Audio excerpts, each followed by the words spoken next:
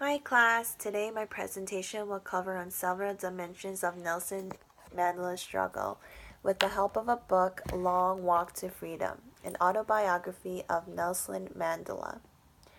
The book Long Walk to Freedom is based on Nelson Mandela's long freedom struggle.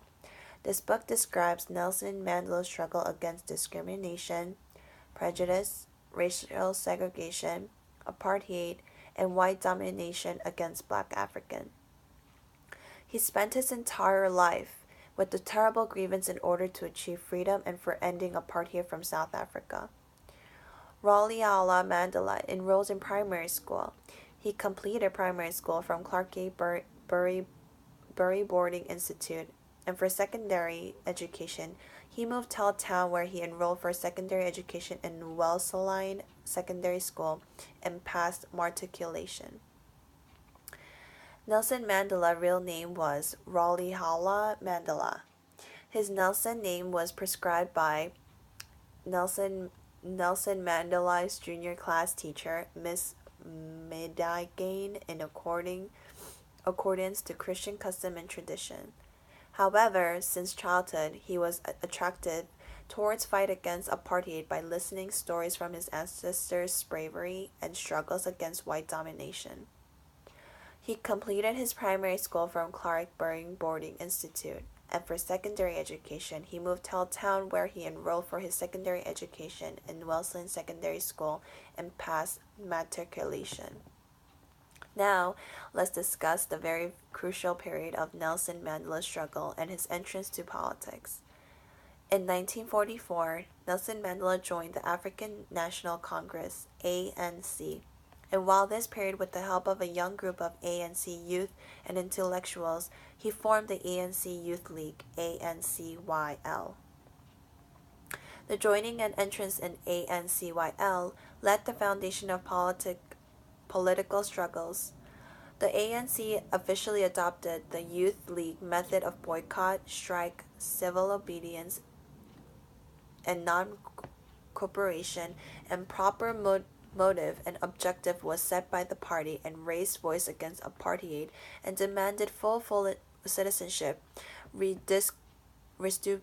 redistribution of land, trade union rights, and free and compulsory education for all children.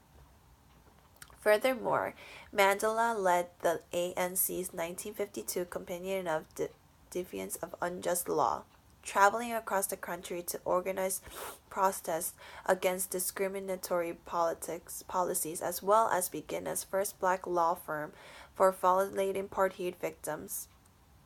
In 1960, apartheid police opened fire on peaceful black protesters and in township of Sharpeville, killing 69 as panic, anger, and swept the country in massacre aftermath. The apartheid government banned both the ANC and forced to go underground and where discussed invade detection.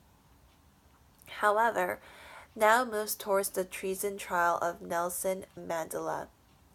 In 1961, Mandela orchestrated a 3-day national worker strike.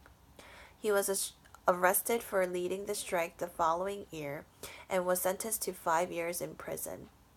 In 1963, Mandela brought the trial again, in which Mandela joined 10 others on trial to sabotage and became known as the Vionia trial. While the Vionia trial, Mandela delivered his famous speech from the dock, in which he stated that I have fought against the white domination and I fought against the black domination. I have cherished the ideal of democrat and free society in which all people live together in harmony and equal opportunities. Furthermore, let's talk about Nelson Mandela's long imprisonment. Nelson Mandela was incarcerated by Robben Island for 18 of his 27 years in prison. During this time, he contracted tuberculosis and as black political prisoner, received the lowest level of treatment from prison workers. Additionally, Mandela and his fellow prisoners were routinely subjected inhuman punishment for the slightest of offenses. Among among others, there were reported of guards burying inmates in the ground up from their neck and urinating on them. In 1980, members of ANC, Oliver Tambo started a campaign Free Nelson Mandela, which played a decisive role to draw attention internationally against repression of South Africa's racist and dictatorial regime. By Free Nelson Mandela movement, huge pressure erupted constantly in 1985. The government offered Mandela's for freedom and presented a conditional of political compromise in regard to apartheid companion, but he rejected all these conditions and accepted prison. Finally, let's discuss the freedom of Nelson Mandela. Frederick William de Klerk, President of South Africa, 1989-1994, abandoned the ANC and removed restriction in political groups and suspended execution.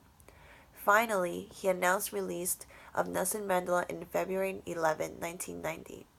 However, Mandela and President de Klerk were jointly awarded the Nobel Peace Prize for their work towards the dismantling apartheid, and with the help of struggle of Nelson Mandela, negotiation between black and white South African prevailed.